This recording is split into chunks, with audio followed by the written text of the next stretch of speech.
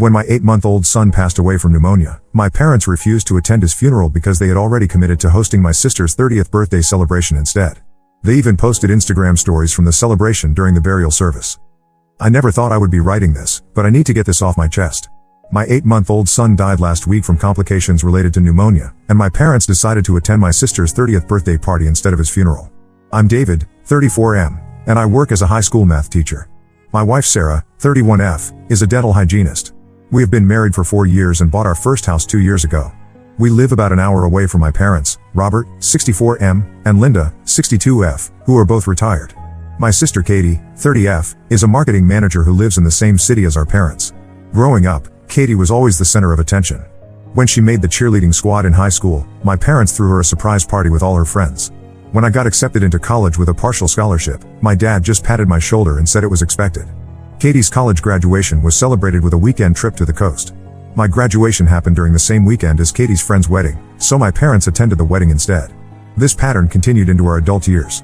When Katie bought her first car, my parents helped with the down payment. When Sarah and I were saving for our house, we asked for similar help but were told they had already spent their savings on Katie's car. When Katie got her first promotion, my parents organized a family dinner at an expensive restaurant. When I got tenure at my school, they sent a congratulations text.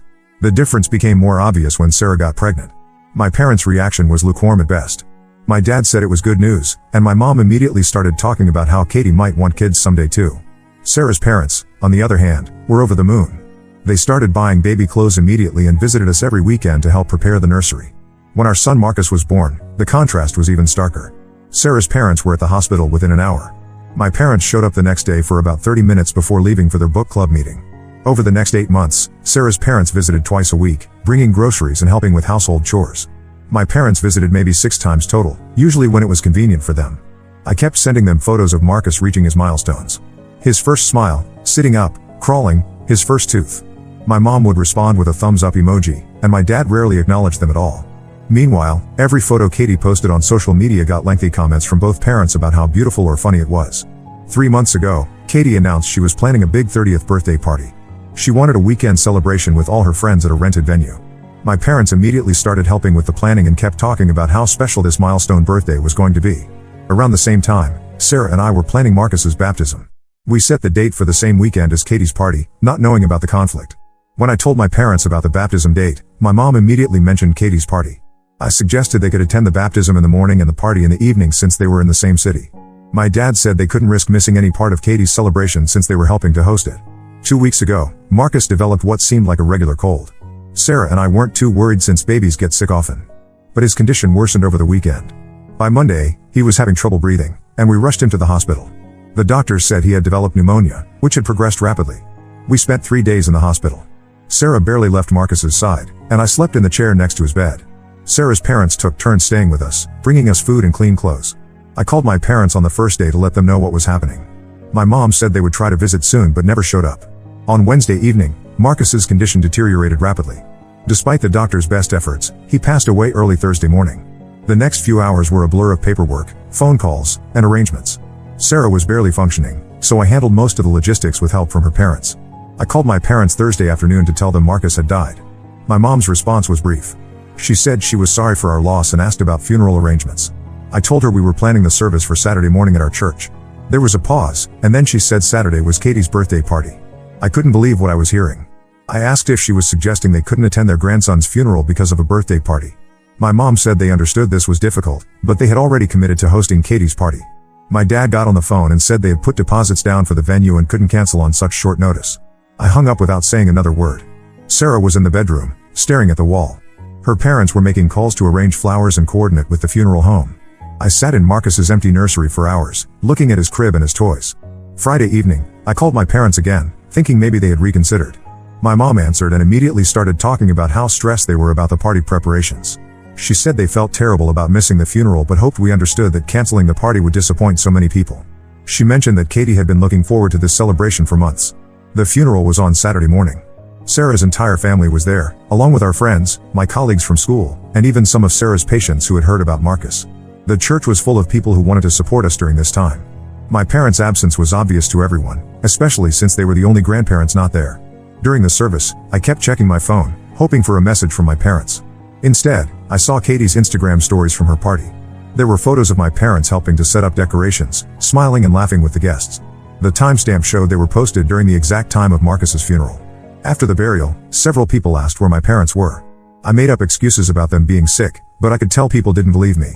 Sarah's aunt asked directly if there had been a family fight. I just shook my head and changed the subject. The next week, my parents didn't call or visit. Sarah and I were barely managing to function. She had taken leave from work, and I was using my bereavement days. Sarah's parents were checking on us daily, bringing meals and helping with thank you notes for the flowers and donations people had sent. On the following Friday, exactly 1 week after the funeral, my mom called.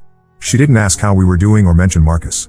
Instead, she wanted to invite us to Sunday dinner so Katie could show us photos from her party. She said it would be good for us to get out of the house and be around family. I told her we weren't interested in seeing party photos. She said I was being unreasonable and that life had to go on. She mentioned that Katie had received so many wonderful gifts and that the party had been a huge success. Then she asked if we could bring a dessert to dinner since Sarah's baking always impressed everyone. I hung up again. Sarah asked who had called, and when I told her, she just nodded and went back to folding Marcus's clothes to donate.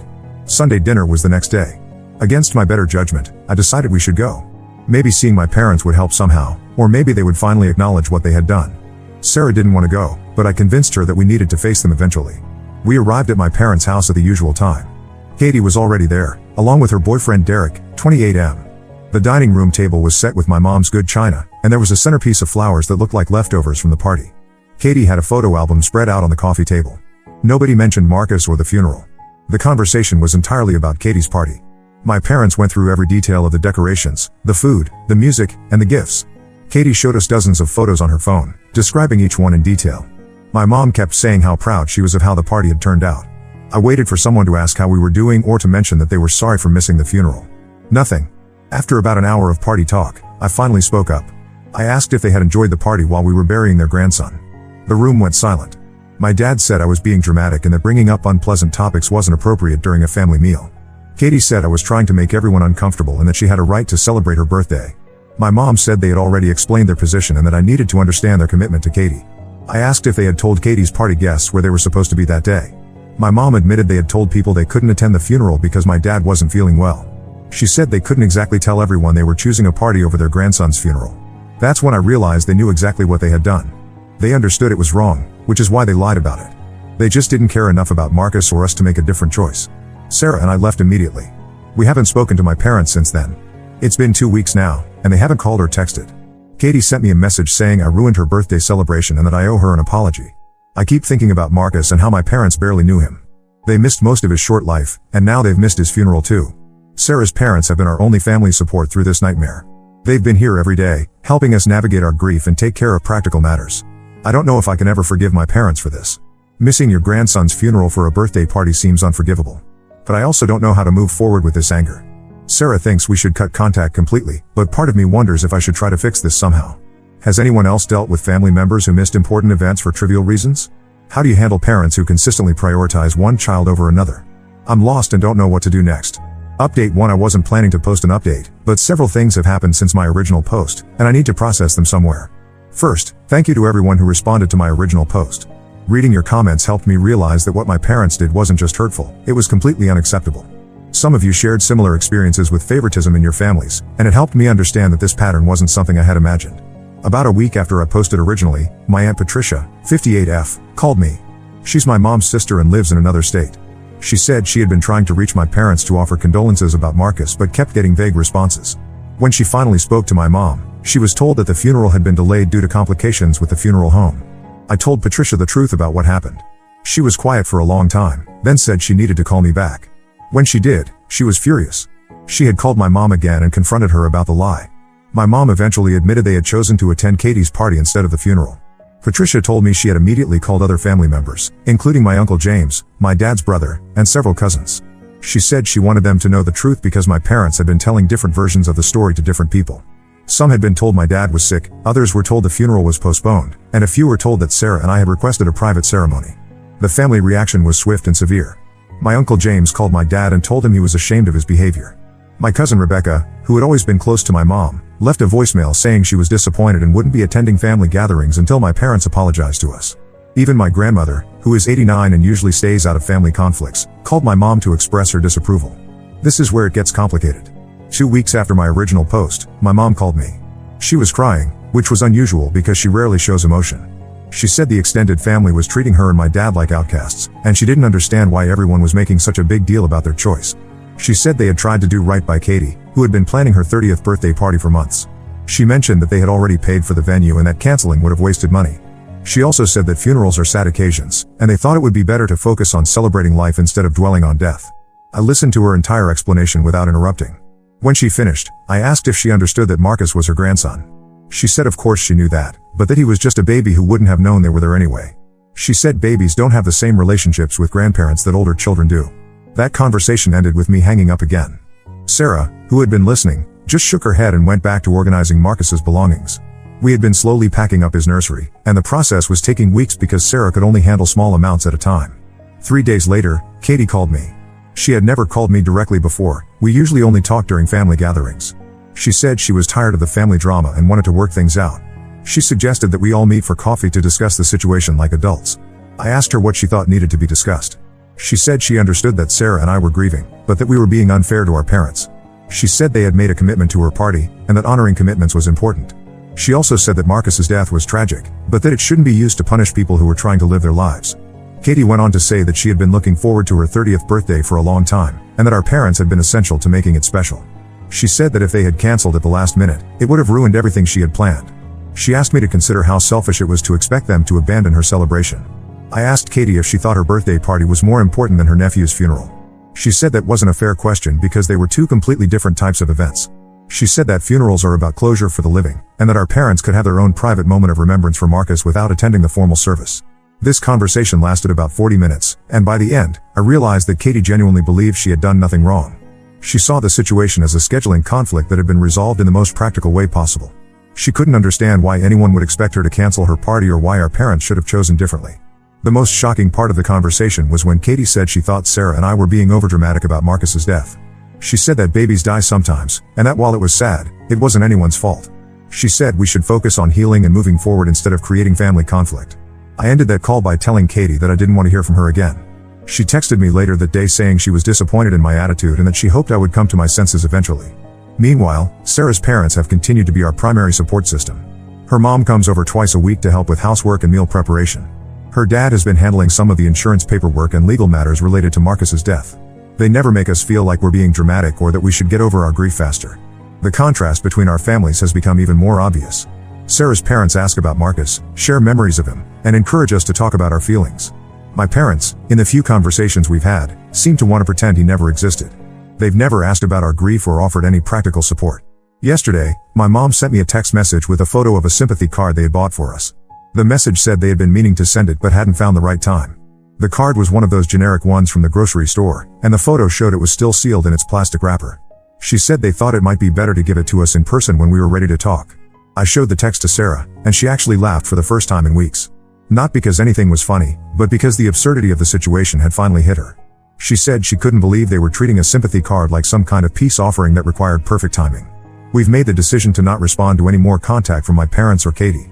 Sarah's parents have been helping us look into grief counseling, not because we think we need fixing, but because we want to process this loss in a healthy way.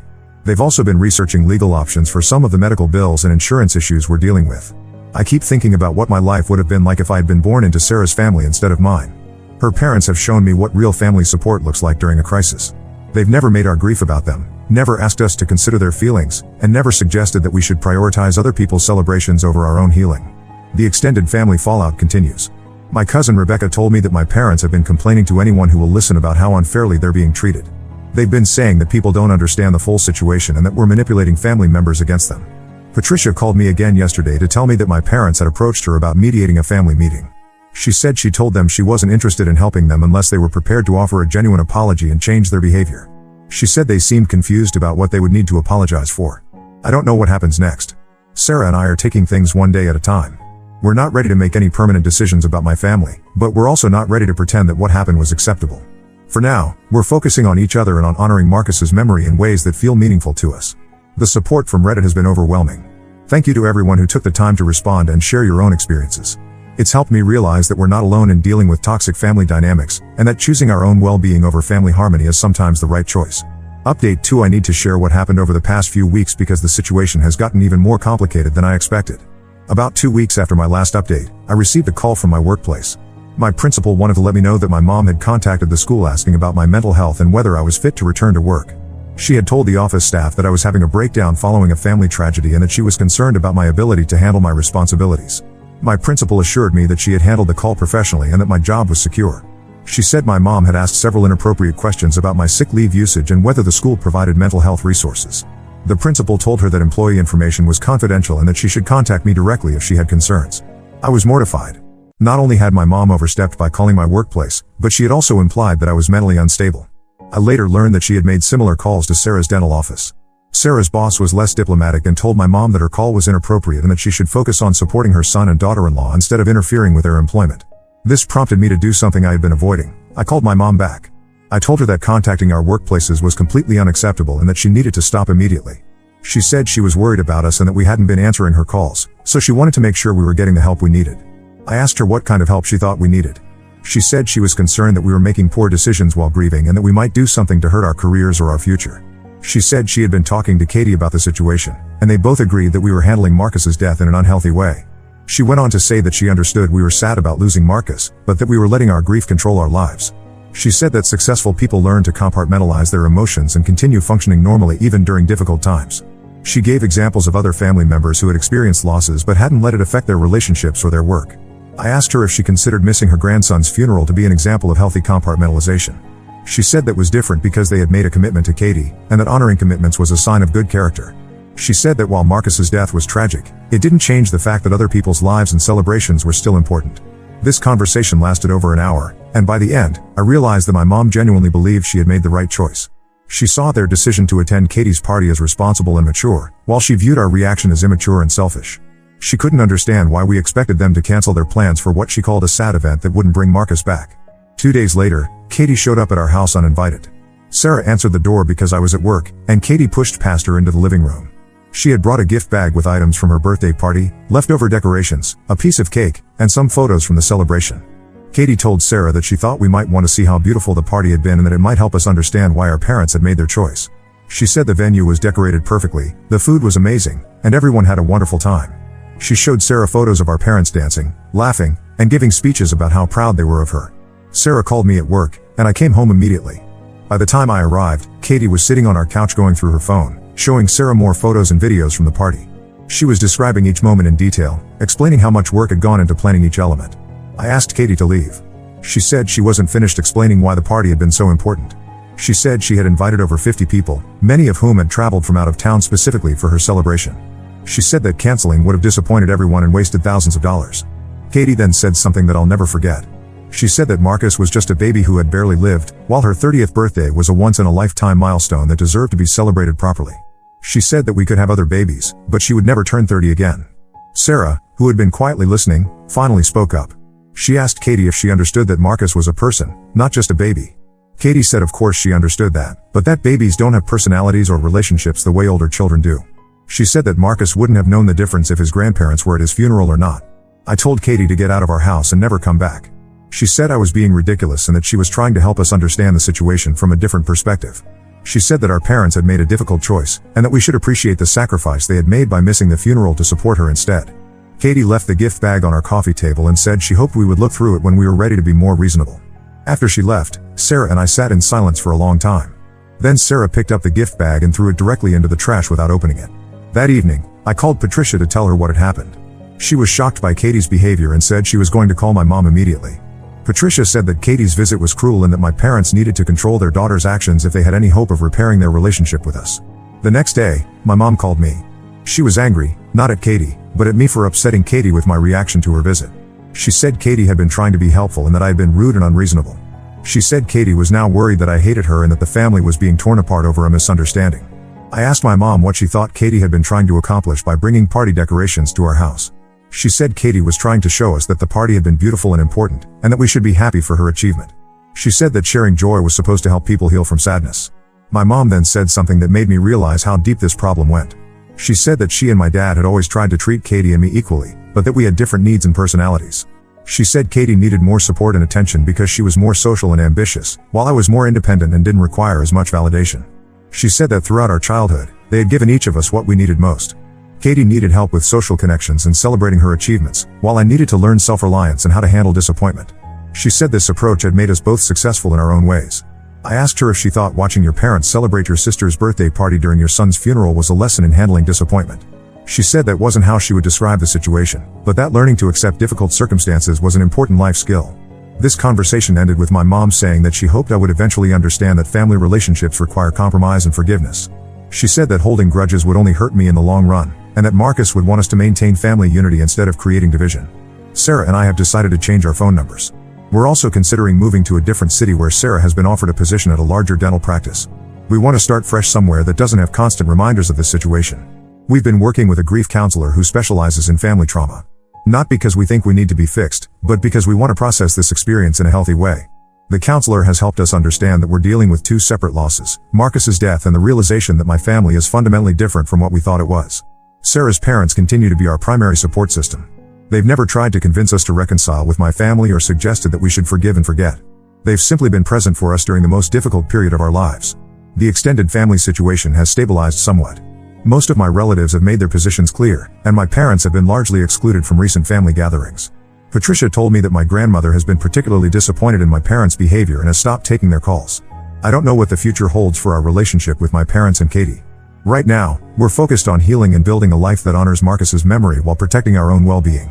We're not ready to make any permanent decisions, but we're also not ready to pretend that what happened was acceptable. The support from this community has been incredible. Thank you to everyone who has shared their experiences and offered encouragement. It's helped us realize that we're not alone in dealing with toxic family dynamics, and that choosing our own mental health over family harmony is sometimes the right choice. Update 3: This will be my final update because Sarah and I have reached a point where we need to focus on moving forward rather than looking back. We did end up moving to a different city. Sarah accepted the position at the dental practice, and I found a teaching job at a high school that's known for its supportive work environment. The move happened about 6 weeks ago, and we're slowly settling into our new life. Before we moved, my parents made one final attempt to contact us. They drove to our old house and waited in the driveway for 3 hours until I came home from work. When I saw their car, I almost drove away, but I decided to face them one more time. My dad did most of the talking. He said they had been thinking about the situation for months and had come to apologize. He said they realized they had made the wrong choice by attending Katie's party instead of Marcus's funeral. He said they were sorry for hurting us and wanted to find a way to repair our relationship. I listened to his entire speech, which lasted about 10 minutes. When he finished, I asked if he understood why their choice had been hurtful. He said he understood that we had wanted them there for support during a difficult time. I asked if he understood that Marcus was their grandson and that his funeral was important. He said of course he understood that. Then I asked the question that had been bothering me for months: if they had to make the same choice again, what would they do differently? My dad was quiet for a long time. Then he said he would try to find a way to attend both events, maybe by leaving the party early or arriving at the funeral late. That answer told me everything I needed to know. Even after months of family conflict and extended family disapproval, my dad still couldn't say that he would choose his grandson's funeral over his daughter's birthday party. He was still looking for a compromise that would allow him to avoid making a difficult choice. My mom stayed quiet during most of this conversation, but when my dad finished, she said she hoped we could put this situation behind us and focus on being a family again. She said that holding on to anger wasn't healthy and that Marcus would want us to forgive and move forward.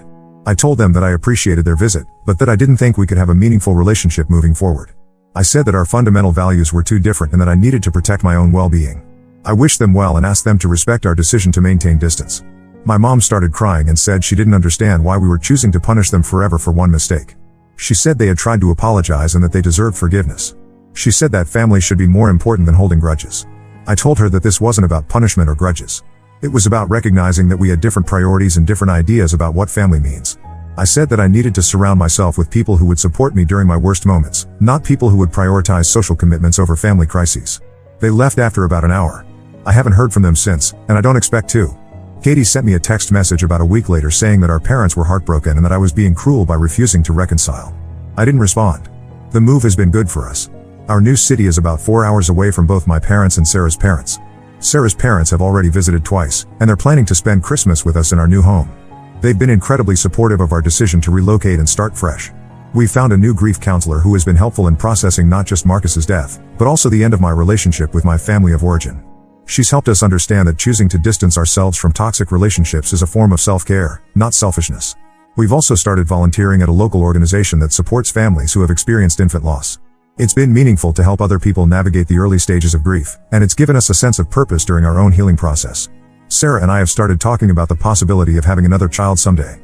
Not as a replacement for Marcus, but as an expansion of our family. We're not ready to make that decision yet, but we're no longer avoiding the conversation. We've created a small memorial garden in our backyard for Marcus. Sarah's parents helped us plant it, and it's become a peaceful place where we can sit and remember him. We've decided that this is where we'll celebrate his birthday each year and mark other important milestones. The most important thing I've learned from this experience is that family isn't automatically defined by blood relationships. Real family consists of people who show up for you during your worst moments, who prioritize your well-being over their own convenience, and who support you even when it's difficult or uncomfortable. Sarah's parents have been more like real parents to me during this crisis than my own parents ever were. They've shown me what unconditional love and support look like, and they've helped me understand that I deserve better than what I grew up with. I don't regret the decision to distance myself from my parents and Katie. It was necessary for our mental health and our ability to heal from Marcus's death. I do sometimes wonder if there was a different way to handle the situation, but I can't imagine any scenario where their behavior would have been acceptable. To anyone dealing with similar family dynamics, I want you to know that you're not obligated to maintain relationships with people who consistently prioritize their own comfort over your well-being. It's okay to choose your own mental health over family harmony.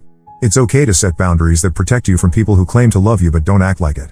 Thank you to everyone who followed this story and offered support. Your responses helped me realize that I wasn't overreacting and that my expectations for family support were reasonable. This community gave me the validation I needed to trust my own judgment and make difficult decisions about my relationships. Sarah and I are building a new life that honors Marcus's memory while protecting our own well-being. We're surrounded by people who truly care about us, and we're learning to heal from both our grief and our family trauma. It's not the life we planned, but it's authentic and peaceful in ways our old life never was. I won't be updating again because we're focused on moving forward rather than looking back. Thank you for being part of our journey toward healing. Now let's move to the next story. Story 2. I caught my GF lying about visiting her friend from a dating app. She begged for forgiveness but then spread lies about me. Months later, the truth finally came out. I, 28M, need advice about my girlfriend Emma, 26F, and her friend from a dating app. I've always been a bit of a late bloomer when it comes to relationships. Growing up, I was the shy, awkward kid who spent more time with books than people. It wasn't until college that I really started to come out of my shell. Even then, I only had a couple of short-lived relationships that never got too serious. After graduation, I threw myself into my career as a software developer.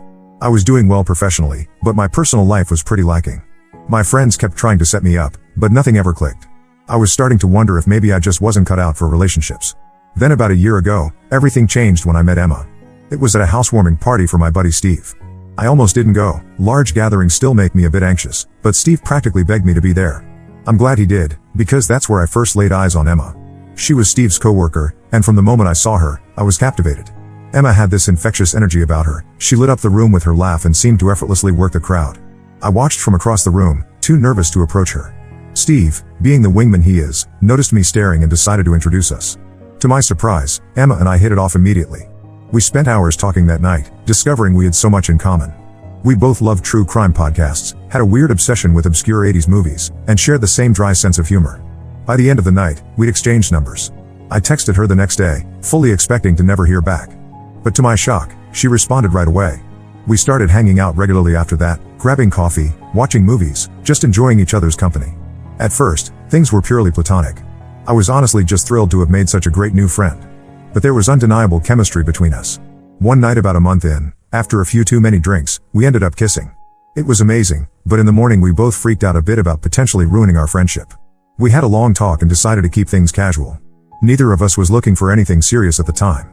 Emma had just gotten out of a long-term relationship a few months prior and wasn't ready to jump into another one. I was still dealing with some self-esteem issues from my lack of relationship experience. Friends with benefits seemed like the perfect solution. For the next several months, that's exactly what we were. We'd text almost daily, see each other a few times a week, and had incredible physical chemistry. Gradually, I started developing deeper feelings for Emma. She was everything I'd ever wanted in a partner: smart, funny, ambitious in her career as a graphic designer, and we just clicked on so many levels. I found myself looking forward to our time together more and more. I tried to ignore these growing feelings at first. I kept reminding myself that we had agreed to keep things casual.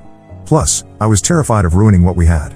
Emma had become such an important part of my life, I couldn't bear the thought of losing her completely if she didn't feel the same way.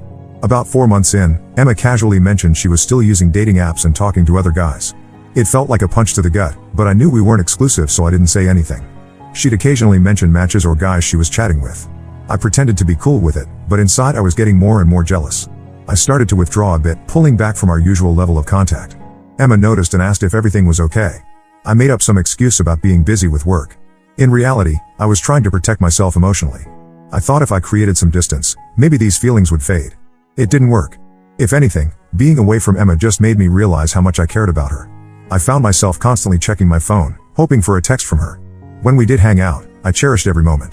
Around the 6-month mark, Emma started talking about this guy Mike, 29M, she matched with. She thought he was really cute and they had great conversations. They lived in different cities about 500 kilometers apart, but had been texting for a couple weeks. Emma mentioned she was thinking of taking a trip to visit him for a weekend. Hearing this, I felt like I was going to be sick. The thought of Emma with another guy was unbearable. I realized I couldn't keep pretending anymore. I was in love with Emma and I had to tell her, even if it meant risking our friendship. So I finally worked up the courage to tell her how I felt. I asked her to meet me at our favorite coffee shop, the place where we'd had our first real hangout. I was a nervous wreck the whole time, stumbling over my words as I tried to express my feelings. I told Emma I wanted us to be exclusive and officially start dating. To my immense relief, Emma's face lit up. She said she had been developing feelings for me too, but was afraid to say anything because of our initial agreement to keep things casual. We agreed to delete our dating apps and stop talking to other potential romantic interests. I specifically brought up Mike, saying I wasn't comfortable with her still talking to him or going to visit, given the context of how they met. Emma assured me she understood completely and would cut things off with Mike right away. I felt so happy and relieved. Finally, after years of feeling like I'd never find someone, I was in a real relationship with an amazing woman. For the next few days, I was on cloud 9. Emma and I were more affectionate than ever, constantly texting and calling each other. We went on our first official date as a couple, dinner at a fancy restaurant followed by a moonlit walk in the park. It was perfect. A few days later, I casually mentioned wanting to follow Emma on Instagram. When I went to her profile, I noticed she only followed 4 accounts. Curiosity got the best of me and I checked who they were. To my shock, Mike's account was one of them. My stomach dropped. I tried to rationalize it, maybe she just forgot to unfollow him. But something felt off. I decided to ask Emma about it, trying my best to stay calm and not jump to conclusions. When I brought it up, Emma got flustered. She admitted she was still talking to Mike and hadn't cut things off like she promised. Even worse, she said she still planned to go visit him for the weekend. She claimed they were just friends now and nothing would happen, but I was crushed. I told Emma this felt like a huge betrayal of trust. She got defensive and said I was being controlling and insecure. According to her, I should be fine with her having male friends and going on trips with them. She accused me of not trusting her. I tried to explain that this wasn't about her having male friends in general. It was about the specific context of her relationship with Mike. This wasn't some longtime platonic friend, it was a guy she matched with on a dating app literally weeks ago with romantic/sexual intentions. Now she expected me to be cool with her having sleepovers at his place? We went back and forth for hours. Emma insisted I was overreacting and that I needed to work on my jealousy issues. I felt like I was going crazy. Was I really being unreasonable here? I'm at a total loss. I thought Emma and I were finally on the same page about our relationship. Now I feel like everything we talked about meant nothing to her. I want to trust Emma, but her actions are making that really difficult. Part of me wonders if I'm just not cut out for relationships after all. Maybe my inexperience is making me too clingy or insecure. But another part of me feels like this is a major red flag I shouldn't ignore. I don't know what to do. Should I try to get past this and accept their friendship? Or is this a sign that Emma and I want different things? Any advice would be appreciated. I really care about Emma and don't want to lose her, but I also don't want to be a doormat. Update 1. Thanks everyone for the advice and support on my last post. A lot has happened since then, so I wanted to give an update. After reading the comments, I realized I needed to have a serious talk with Emma about boundaries and trust. I spent hours agonizing over what to say, writing and rewriting a script in my head. Finally, I asked her to come over so we could talk in person. When Emma arrived, she could tell something was wrong. I took a deep breath and laid it all out, how hurt I was by her continued contact with Mike and her plan to visit him. I explained that while I'm fine with her having male friends in general, this specific situation made me very uncomfortable given how they met and the context. Emma got really defensive at first. She accused me of being controlling and said I was trying to dictate who she could be friends with. We argued back and forth for a while, with her insisting Mike was just a friend and I had nothing to worry about. I tried to stay calm, but I could feel myself getting more and more frustrated. I brought up how she had initially agreed to cut contact with Mike when we became exclusive. Emma claimed she had intended to, but then felt bad about ghosting him. According to her, they had developed a real friendship and it didn't seem fair to cut him off completely.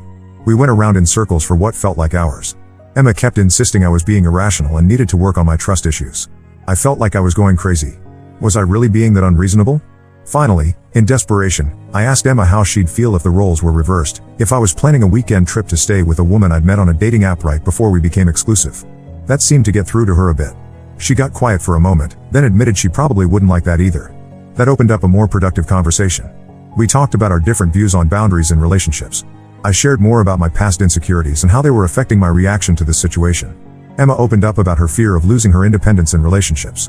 In the end, Emma agreed that continuing to talk to Mike and planning to visit him was inappropriate now that we were in a committed relationship. She promised to cut off contact with him for real this time. I felt relieved and hopeful after our talk. Emma seemed to genuinely understand where I was coming from. She deleted Mike on social media and showed me that she had sent him a message explaining she couldn't stay in touch anymore. Things were good for about a week after that. Emma was extra affectionate and attentive. She'd send me cute messages throughout the day and made an effort to plan special dates for us. I started to think maybe we had worked through the issue and come out stronger for it. Then last Friday, Emma told me she was going out of town for the weekend to visit her sister. I didn't think much of it at the time. Emma and her sister were close, and they tried to get together every few months. But as the weekend went on, something felt off. Emma's texts were less frequent and shorter than usual. When we did talk on the phone, she seemed distracted. I tried to shake it off, telling myself I was being paranoid. Then on Saturday evening, I decided to surprise Emma with a video call. I thought it would be nice to see her face and maybe chat with her sister too. When Emma answered, I could immediately tell she wasn't at her sister's house. The background looked like a hotel room. She seemed flustered and made up an excuse about her sister's place being fumigated, so they got a hotel for the night. I had a sinking feeling in my stomach. I asked Emma to turn the camera around and show me the room. She refused and got angry, accusing me of not trusting her. We argued for a few minutes before I heard a male voice in the background ask, "Is everything okay?" My heart dropped. I recognized the voice from videos Emma had shown me before. It was Mike. She had lied about visiting her sister and secretly gone to see him anyway. I was absolutely gutted. Emma started crying and admitted everything. She swore nothing physical had happened yet, but she just needed to see Mike in person to get closure. She begged me to forgive her and said she'd come home right away. I was too shocked and hurt to even respond. I just hung up the call and sat there in stunned silence for a while. Then the anger started to set in. I sent Emma a text telling her not to bother coming back and that we were done. I blocked her number and on all social media. The past couple days have been really rough. I've been oscillating between crushing sadness and intense anger. I keep replaying everything in my head, wondering if there were signs I missed. Part of me wants to hear Emma's explanation, but I know I can't trust anything she says at this point. I know I made the right choice ending things, but it still hurts like hell. I really thought Emma was different. I let myself be more vulnerable with her than I ever had with anyone before. Now I feel like such a fool for trusting her. I'm trying to keep busy to distract myself. I've thrown myself into work and started going to the gym every day. But when I'm alone at night, it all comes crashing back. I can't help wondering, was any of it real? Did she ever really care about me at all? I know logically that this isn't my fault. Emma made her choices. But I can't help second-guessing everything. Maybe if I had been more understanding about her friendship with Mike, she wouldn't have felt the need to lie. Or maybe I should have trusted my gut earlier when things felt off. I'm not sure where to go from here. The thought of trying to date again someday feels overwhelming. I'm not sure I'll ever be able to fully trust someone again after this. For now, I'm just trying to take it one day at a time. Update 2. It's been about a month since my last update, and unfortunately things have only gotten messier. I thought blocking Emma and cutting contact would be the end of it, but I was wrong. For the first couple weeks after the breakup, I was a mess. I could barely eat or sleep. I was going through the motions at work, but my mind was constantly replaying everything that had happened with Emma. I kept wondering if I had overreacted or if there was some explanation that would make it all okay. My friends were great during this time. They took turns checking in on me, bringing me food, and trying to distract me. Steve, the friend who had originally introduced me to Emma, felt especially guilty. He kept apologizing for ever bringing her into my life. I assured him it wasn't his fault, but I could tell he still felt bad. About 2 weeks post-breakup, I started getting messages from an unknown number. At first I ignored them, assuming it was Emma trying to contact me from a new number. But curiosity got the best of me and I finally read them. It turned out to be Mike. He said he felt guilty and wanted to come clean about some things.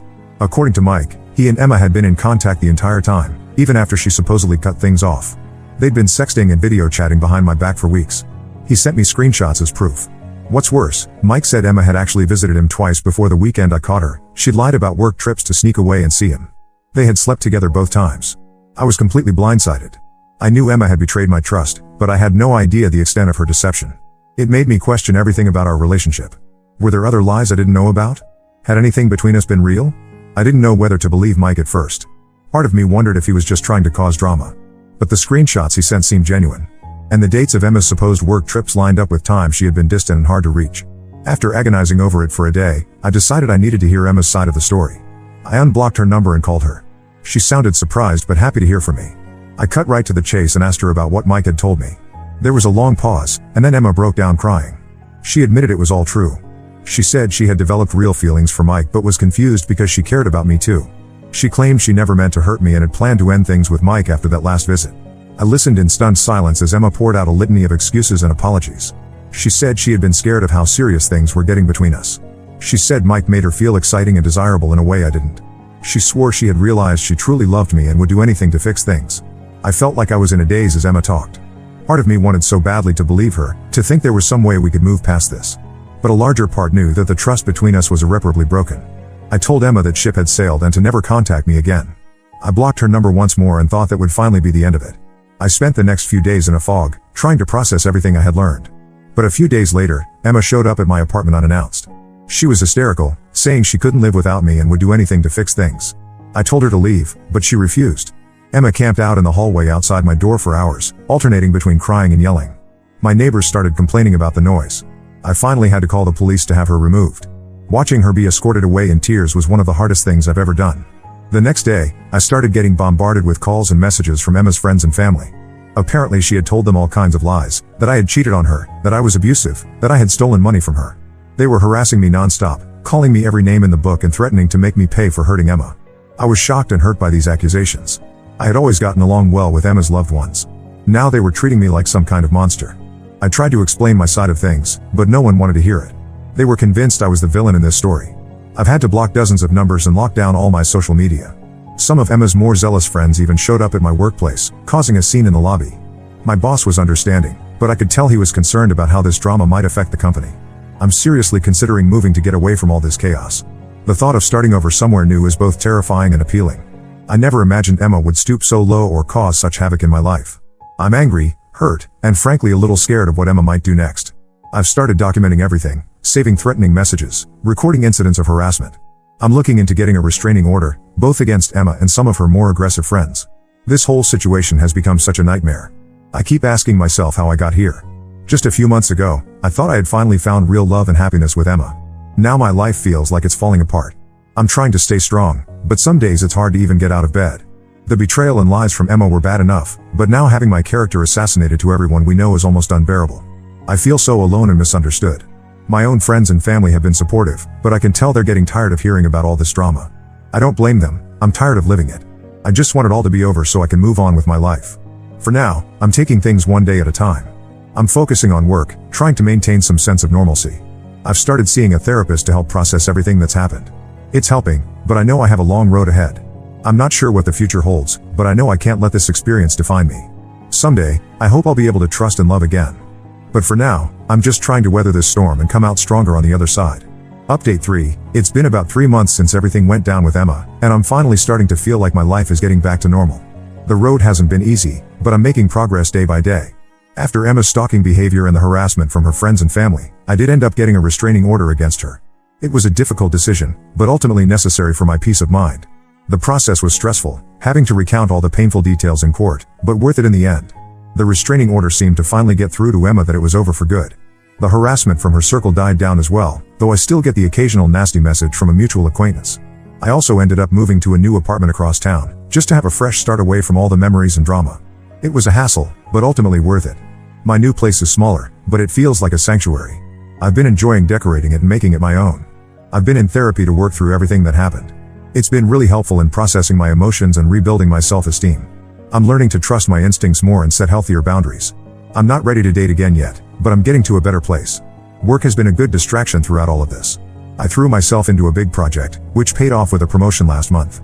My boss pulled me aside to say he was impressed with how I handled myself professionally despite all the personal turmoil. It felt good to have that recognition. One positive thing that came out of all this, I've reconnected with some old friends I had drifted away from while I was with Emma. They've been incredibly supportive through everything. We've been having weekly game nights, which has been a great way to stay social and have some much needed laughs. I ran into Mike at a coffee shop last week, which was awkward but surprisingly civil.